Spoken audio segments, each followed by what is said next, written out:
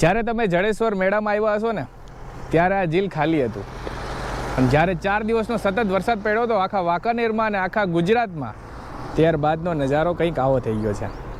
આ ઝીલ આખું છલછલાક ભરાઈ ગયું છે. ફરતી બાજુ તમે જોઈ રહ્યા છો મસ્ત મજાના આ ડુંગરા છે અને સામે પવનચક્કી છે. બે ઘડી તો એમ જ થઈ જાય કે અહીંયાથી નીકળીને એટલે 2 મિનિટ આપણે ઊભા રહીને ફોટા પડાવી લઈએ, કેમ કે આ નજારો જેવો છે.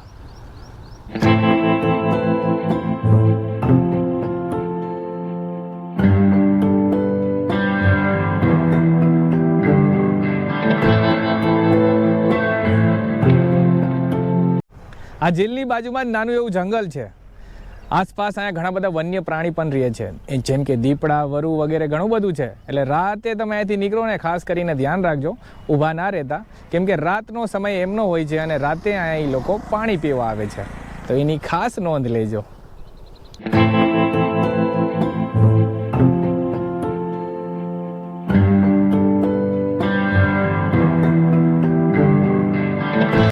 આપણી ચેનલમાં નવા છો તો રમેશભાઈ જોરદારને સબસ્ક્રાઇબ જરૂર કરજો, અને વિડીયો ક્યાંથી જોવો છો કોમેન્ટ જરૂર કરજો, અને વિડીયોને લાઇક કરજો. અને ઇન્સ્ટાગ્રામથી વિડીયો જોવો છો તો મિસ્ટર 360 મેનને જરૂર ફોલો કરજો. ઘણા બધા અમેઝિંગ વિડીયો તમને જોવા મળશે.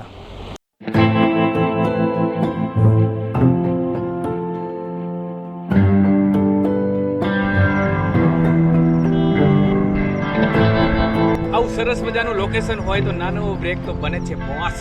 ચાલો થોડું ચીલ કરી લઈએ. આ ઝીલ તો ખાલી નાનું એવું જ છે, પણ આનો જે રસ્તો છે ને એ બહુ ખાસ છે. રસ્તો રાતીદેવરીથી શરૂ થાય છે અને મોરબી તરફ આ રસ્તો જાય છે, અને રસ્તો એકદમ વાંકો ચૂકો રસ્તો તમને અહીંથી જોવા મળશે. એટલે કે ખૂબસૂરત આનો રસ્તો છે, અને કુદરતી સૌંદર્ય તમે કહો ને મિત્રો, એમાં તો કાંઈ ઘટે જ નહીં. કેમ કે થોડા દિવસ પહેલાં હું કહું છું વરસાદ પડ્યો છે ને એકદમ હરિયાળી લોકેશન થઈ ગયું છે. એટલે કે તમે વાંકાનેરનું છે ને નાનું હિલ સ્ટેશન પણ તમે કહી શકો. તો હું આવી ગયો છું જડેશ્વર. મારી પાછળ તમે જોઈ રહ્યા છો તે રતન ટેકરી છે, એની ઉપર છે મહાદેવનું મંદિર, જડેશ્વર મહાદેવનું મંદિર, જે સ્વયંભૂ પ્રગટ્ય છે. અને એક્ઝેક્ટ એની સામે આ નાનો એવો પહાડ આવેલો છે. તો વડસરથી હું ડાયરેક્ટ જડેશ્વર આવી ગયો છું. અહીંયા હું સનસેટ તમને બતાવવાનો છું કે સાંજે અહીંયા સનસેટનો નજારો કેવો હોય છે, તમને આગળ વિડીયોમાં કેપ્ચર કરીને બતાવવાનો છું. વિડીયોમાં નવા છો ચેનલને સબસ્ક્રાઈબ કરજો, વિડીયો લાઇક કરજો.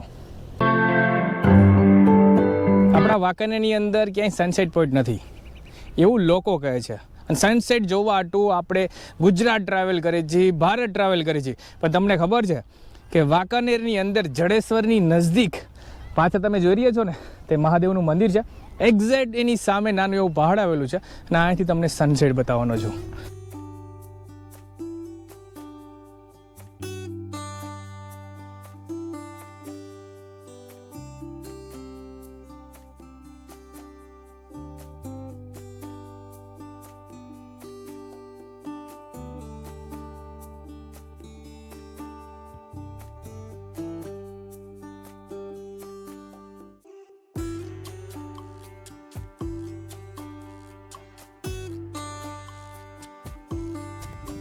તો અહીંયા સુરત દાદા જે છે તે આથમી ગયા છે, એમના ઘરે જતા રહ્યા છે.